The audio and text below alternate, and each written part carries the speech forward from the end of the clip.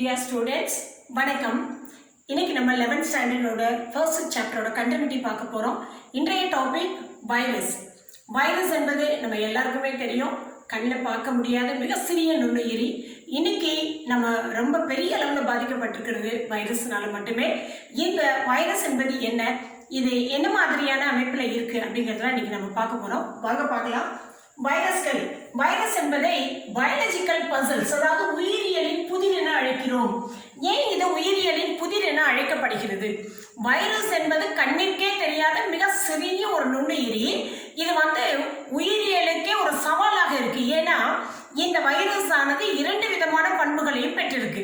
அதாவது living characters, நான் living characters, உயிருள்ள பண்பையும் உயிரற்ற பண்பினையும் கொண்டிருக்கின்றன. எப்பொழுதெல்லாம் உயிருள்ள பண்பை பெற்றிருக்கும்? இது ஒரு கட்டாய செல் உள் ஒட்டுண்ணின்னு சொல்லுவோம். மிக மிக சிறியது, செல்லுக்குள்ளே வாடும் கட்டாய ஒட்டுண்ணி. அப்போ இது ஒரு உயிருள்ள செல் இருந்தால் மட்டுமே இந்த வைரஸ் ஆனது வாழ முடியும். அப்போ உயிருள்ள செல்லுக்குள் இது ஒட்டுண்ணியாகவும், உயிரற்ற செல்லுக்கு வெளியே இது உயிரற்றதாகவே இருக்கு. அப்போ செல்லுக்கு வெளியே வந்தாச்சு, இதற்கான ஒரு சப்போர்ட் இல்லை அப்படின்னு சொன்னா இது வெறும் நான் லிவிங்காகவே இருக்கும். அப்போ இதுக்கு உயிருள்ள பண்புகளும் இருக்கு, உயிரற்ற பண்புகளும் இருக்கு. இது மாதிரி இரண்டு பண்புகளையும் பெற்றிருப்பதால் இதை உயிருள்ளவற்றில் சேர்ப்பதா உயிரற்றவற்றில் சேர்ப்பதா என்பது வல்லுநர்களுக்கு ஒரு பெரிய சவாலாக இருக்கு. அதனாலதான் இந்த வைரஸ் ஆனது உயிரியலின் புதிர் என அழைக்கப்படுகிறது, பயாலஜிக்கல் பசில்ஸ். இப்போ வைரஸுக்கு என்றே வகைப்பாட்டியலில் கூட ஒரு தனிப்பட்ட இடம் என்பது கொடுக்க முடியல. இப்போ அடுத்ததான் நம்ம பார்க்க போறது இந்த வைரஸ். மிக சிறிய, கண்ணுக்கு தெரியாத பாக்டீரியாவை விட மிக சிறிய நுண்ணிய ஒரு உயிரி. இந்த வைரஸ் எதனால் ஆக்கப்பட்டிருக்கும் அப்படின்னு பார்த்தோம்னா இரண்டு பொருட்கள் தான். ஒன்று புரதம், மற்றொன்று நியூக்ளிக் அமிலம், புரோட்டீன் அண்ட் நியூக்ளிக் ஆசிட்ஸ். புரதம் என்பது புரத உரையால் ஆக்கப்பட்டிருக்கிறது. அடுத்தது பார்த்தீங்கன்னா நியூக்ளிக் அமிலம், அது டிஎன்ஏவாக இருக்கலாம் அல்லது ஆர்என்ஏவாக இருக்கலாம். டிஎன்ஏ என்பது டிஆக்சிரைபோ நியூக்ளிக் அமிலம், ஆர்என்ஏ என்பது ரிபோ நியூக்ளிக் அமிலம். அப்போ டிஎன்ஏ என்பது டிஆக்சிரைபோ நியூக்ளிக் ஆசிட். ஒன்று டிஎன்ஏவை பெற்றுள்ள வைரஸாக இருக்கும் அல்லது RNA, either this or that தான் அதில் இருக்கும். இப்போ வைரஸை பற்றி படிக்கக்கூடிய அறிவியல் பிரிவை தான் வைரஸ் இயல், வைராலஜி. இதை நம்ம வைராலஜின்னு சொல்லுவோம், வைரஸ் இயல்னு சொல்லலாம். இந்த வைரஸ் இயலோட மைல் கற்கள் ரொம்ப இம்பார்ட்டண்ட்டான மேட்டர் பார்க்க போகிறோம். எட்வர்ட் ஜென்னர் 1796 பெரியம்மைக்கான தடுப்பூசியை கண்டுபிடிச்சார். பெரியம்மை என்பது, அம்மை நோய் என்பது வைரஸ்னால் உண்டாகக்கூடிய மிகப்பெரிய கொடுமையான ஒரு நோய். இந்த நோய்க்கான தடுப்பூசி எட்வர்ட் ஜென்னர் என்பவரால் 1796 கண்டறியப்பட்டது. அதே போல அடால்ஃப் மேயர் என்பவர் 1886 டிஎம்வி, டொபாக்கோ மொசைக் வைரஸ், புகையிலை தேமல் வைரஸ், இந்த நோயினுடைய தொற்றுத்தன்மை, அதாவது புகையிலையை எடுத்து அதை கசக்கி அந்த இலையினுடைய சாற்றை எடுத்து இதை அந்த இலையில் முழுமையாக அந்த புகையிலை தாவரத்தில் இலைகளில் நிறைய ஒரு பச்சை நிறத்தில் இருக்கக்கூடிய இலை அங்கங்கே திட்டு திட்டாக மஞ்சள் நிறம் கொண்டிருக்கு. அப்போ இது எதனால் ஏற்பட்டது, பாக்டீரியாவாக இருக்குமோ அப்படின்ற ஒரு சந்தேகத்தில் தான் அதை எடுக்கிறாங்க. அந்த சாறை அடுத்து நார்மலாக இருக்கக்கூடிய இலைகளில் தெளித்த பொழுது அங்கே இதே மாதிரியான நோய் தொற்றை பார்க்க முடிஞ்சது. அப்போ அதாவது இந்த டிஎம்வி என்பது தொற்றுத்தன்மை வாய்ந்தது. அப்போ அது வைரஸ்னே கண்டுபிடிக்கல அந்த டைம்ல. ஆனால் இது தொற்றுத்தன்மை வாய்ந்த ஒரு புகையிலை மொசைக் வைரஸ் என்பது தொற்றுத்தன்மை வாய்ந்ததுன்னு சொன்னவர் அடால்ஃப் மேயர். டிமிட்ரி ஐவனோஸ்கி 1892 பாக்டீரியத்தை விட வைரஸ்கள் மிக சிறியதுன்னு சொன்னாங்க. பெய்ஜரிங் என்பவர் 1898 இந்த தொற்றுத்தன்மை வாய்ந்த உயிருள்ள திரவம், அதாவது நான் இங்க சொன்னோம் இல்லையா, இந்த டிஎம்வி என்பது தொற்றுத்தன்மை உடையது அப்படிங்கிறத அடால்ஃப் மேயர் சொல்லும் பொழுது, அதே மாதிரி அந்த இதை தொடர்ந்து பெய்ஜரிங் சொல்றாரு. அந்த இலை சாற்றை பாதிக்காத ஒரு தாவரத்தில் தெளிக்கும் பொழுது அந்த தாவரம் இந்த நோயினால் பாதிக்கப்படுகிறது. அப்போ அந்த திரவத்தில், அந்த சாற்றில் ஏதோ ஒரு உயிரினம் வாழ்ந்து கொண்டிருக்கிறது, இதற்கு தொற்றுத்தன்மை உடைய ஒரு உயிருள்ள திரவம் தான் அது அப்படிங்கிறத அவர் சொல்லியிருக்கார். அடுத்து FW ட்வார்ட் என்பவர் 1915 பாக்டீரியங்கள்ல வைரஸ் தொற்று ஏற்பட்டு, பாக்டீரியா வைரஸினால் பாதிக்கப்பட்டால் அதைத்தான் நம்ம பாக்டீரியா ஃபேஜ்னு சொல்லுவோம். பாக்டீரியங்கள்லையும் வைரஸ் தொற்றுகிறது, வைரஸ் பாக்டீரியாவை பாதிக்கிறது என சொன்னவர் யாருன்னா 1915 ட்வார்ட் என்பவர். ஆனால் அந்த பாக்டீரியா வைரஸினால் பாதிக்கப்பட்டால் அதற்கு பாக்டீரியா ஃபேஜ் அப்படின்ற பெயரை கொடுத்தவர் டி ஹெர்லி 1917 அந்த மாதிரி ஒரு நேம் கொடுத்திருக்கார்.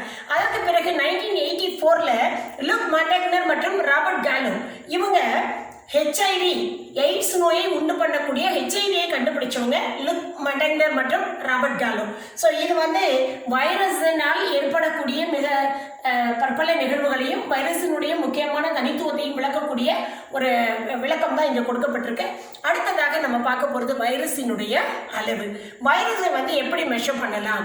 வைரஸை வந்து பாக்டீரியாவை வடிகட்டக்கூடிய வடிகட்டியினால் வடித்த பொழுது எந்த ஒரு இதையும் பார்த்தீங்கன்னா முதல்ல இந்த புகையிலை பாதிக்கப்பட்டது இல்லையா, இந்த புகையிலை மொசைக் வைரஸ் இதை முதல்ல பார்க்கறதுக்கு முன்னாடி கண்டுபிடிக்கிறதுக்கு முன்னாடி அந்த பாதிப்பு ஏற்பட்ட அந்த இலையை சாறு எடுத்து அதை வந்து ஒரு பாக்டீரியா ஃபில்டர் பண்ணுறாங்க. அப்படி பாக்டீரியா ஃபில்டர் பண்ணினா அந்த நோயை உண்டு பண்ணியது பாக்டீரியாவாக இருக்குமா என்ற ஒரு சந்தேகம். அப்போ அந்த பாக்டீரியாவில் ஃபில்டர் பண்ணிட்டு அந்த பாக்டீரியா ஃபில்டரை வச்சு ஃபில்டர் பண்ணதுக்கு பாக்டீரியா வடிகட்டப்பட்டுரும். இப்போ இந்த சாறை நல்ல நார்மலாக இருக்கக்கூடிய தாவரத்தில் தெளித்த பொழுது அங்கேயே மீண்டும் தொட்டுத்தன்மையை பார்த்தாங்க. அப்போதான் பெல்சரிங் சொன்னார் அது தொட்டுத்தன்மை வாய்ந்த உயிருள்ள திரவம்னு. ஆனால் அதை தாண்டி ஒரு நிகழ்வு என்ன அப்படின்னு பார்த்தோம்னா, அங்கே பாக்டீரியாவை விட மிக சிறிய ஏதோ ஒரு உயிரினம் அங்கே இருந்திருக்கு. அதனாலதான் பாக்டீரியா வடிகட்டியிலிருந்து அது தப்பிச்சிருக்கு. அப்போ அது என்னவாக இருக்கும், அது என்னன்னு பார்த்த பொழுதுதான் அதுதான் வைரஸ் அப்படின்னு கண்டறியப்பட்டது. அப்போ இந்த வைரஸினுடைய அளவு பாக்டீரியா விட மிக சிறியது. பாக்டீரியா எப்பொழுதும் மைக்ரான்ல அளக்கப்படும் தெரியும் நமக்கு. இந்த வைரஸ் ஆனது நானோமீட்டரால் அளக்கப்படுகிறது. அப்போ 20 nm இதுதான் ரொம்ப மிக சிறிய அளவாக, 300 nm என்பது மிக பெரிய அளவாக இருக்கும். ஒரு nm என்பது 10⁻⁹ மீட்டருக்கு சமமானது. அப்போ 20 nm to 300 nm இருக்கிறதா ஒரு வைரஸினுடைய சிறிய மற்றும் மிகப்பெரிய அளவு. பாக்டீரியா ஃபேஜ், இந்த பாக்டீரியா ஃபேஜ் ஆனது 10 nm இருந்து 100 nm வரைக்கும் அதனுடைய அளவு இருக்கலாம். இதே டொபாக்கோ மொசைக் வைரஸ் TMV புகையிலை தேமல் வைரஸ் ஆனது 300 nm × 20 nm இதுதான் இதனுடைய அளவாக இருக்கும். இது வைரஸினுடைய அளவு. அடுத்ததாக வடிவத்தை பார்க்க போறோம். வைரஸ் என்பது அதனுடைய உருவத்தின் அடிப்படையில் வடிவத்தின் அடிப்படையில் 3ஆக பிரிக்கப்பட்டிருக்கு. ஒன்று கனசதுர வடிவம். அடினோ வைரஸ் மற்றும் ஹெர்ப்ஸ் வைரஸ் எல்லாமே கனசதுர வடிவத்தில் காணப்படும். அடுத்ததாக இருப்பது TMV மற்றும் இன்ஃப்ளூயன்சா வைரஸ் ஆனது சுருள் வடிவத்தில் இருக்கும்.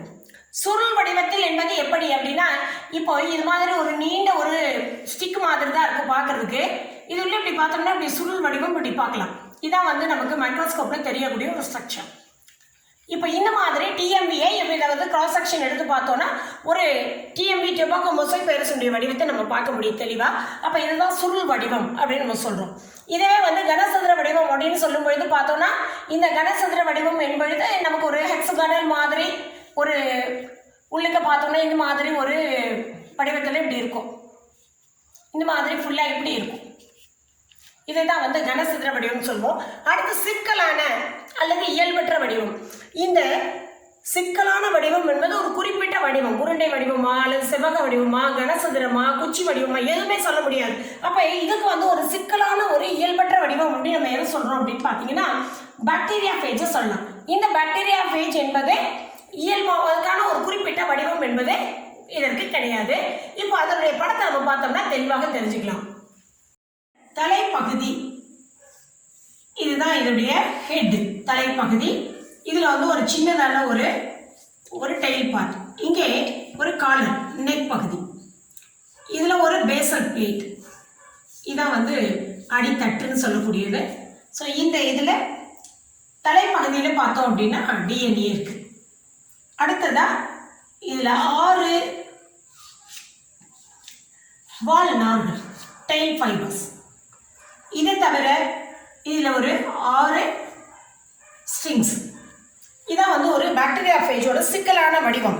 ஸோ இந்த பாக்டீரியா ஃபேஜ் என்பது ஒரு தலைப்பிரட்டை வடிவத்தில் இருக்கு.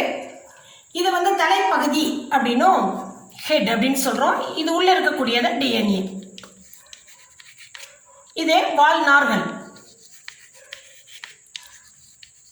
இந்த அமைப்பில் பார்த்தோன்னா இதில் வந்து எந்த விதமான ஒரு முழுமையான ஒரு வடிவத்தை சொல்ல முடியாது. அதனால இது ஒரு இயல்பற்ற வடிவம் அப்படின்னு சொல்கிறோம். ஸோ அப்போது வடிவத்தின் அடிப்படையில் வைரஸ் ஆனது கனசதுர வடிவம், சுருள் வடிவம், அதோட சிக்கலான மற்றும் இயல்பற்ற வடிவம் அப்படிங்கிற நம்ம 3ஆக பிரித்து கொடுத்துருக்காங்க. இப்போ இந்த பாடப்பகுதி இன்னைக்கு நம்ம பார்த்த பாடப்பகுதியில் எதெல்லாம் ரொம்ப இம்பார்ட்டண்ட்டாக கேட்கக்கூடிய வினாக்கள் அப்படின்னு பார்த்துடலாம். வைரஸ் என்பது உயிரியலின் புதிர், பயாலஜிக்கல் பசில்ஸ் அப்படின்னு சொல்லக்கூடியது. பயாலஜிக்கல் பசில்ஸ் ஏன் இதை வந்து பயாலஜிக்கல் பசில் உயிரியலின் புதிர்னு சொல்கிறோம் அப்படின்னா இது வந்து உயிருள்ளதா அல்லது உயிரற்றதா அப்படிங்கிறத உருவாகலை. அதனால இதை வந்து உயிரியலின் புதிர் அப்படின்னு சொல்றோம், பயாலஜிக்கல் பசில். 2 நான் லிவிங் கேரக்டர்ஸையுமே இது காட்டுது. அடுத்தது வைரஸ் என்பது ஒரு லத்தீன் மொழி, லாட்டின் லாங்குவேஜ்ல சொல்லக்கூடியது.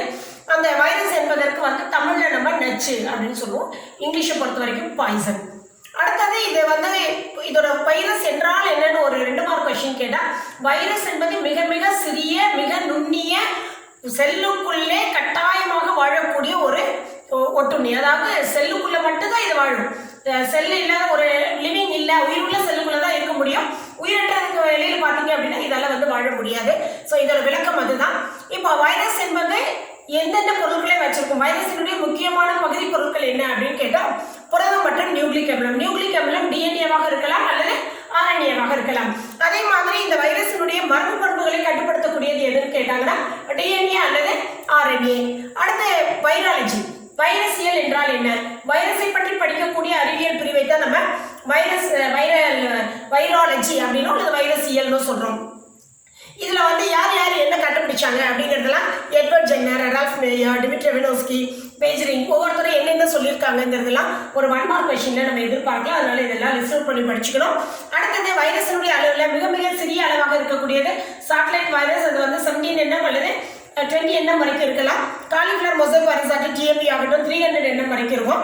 nm என்பது ஒரு நானோமீட்டரை குறிக்கக்கூடியது. அடுத்தது வைரஸினுடைய வடிவங்களை வரிசைப்படுத்துங்க அப்படின்னா, கனசதுர வடிவம் ஒரே ஒரு உதாரணம் அடினோ வைரஸ் அல்லது நம்ம வந்து ஹெர்ப்ஸ் வைரஸ் சொல்லலாம். சுருள் வடிவத்துக்கு டிஎம்இ, ரொம்ப சிம்பிளா நமக்கு தெரிஞ்சது இன்ஃப்ளூயன்சா வைரஸ் ஏதாவது ஒன்று கொடுக்கலாம். சிக்கலான அல்லது இயல்பற்ற வடிவத்துக்கு நம்ம பாக்டீரியா ஃபேஜ் கொடுக்கலாம். ஸோ இதுதான் வந்து இந்த பகுதியில் நம்ம எதிர்பார்க்கக்கூடிய வினாக்கள்.